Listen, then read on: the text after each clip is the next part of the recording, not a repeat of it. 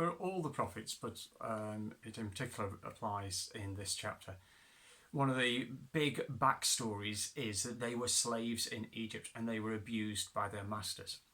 And then as Amos works his way round and eventually comes back to Israel as the final destiny, he starts to lay out the problem with them. And the starting point is they sold people.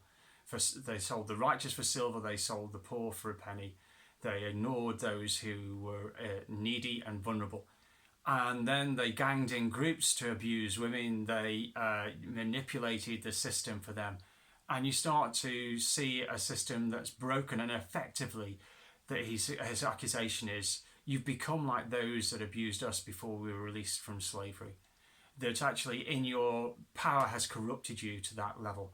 And could you imagine that today, that those who control the markets would borrow vast sums of money so they can manipulate the markets, but would ruin your credit rating for a few pennies? Could you imagine a system where groups would gang together to abuse those who are vulnerable?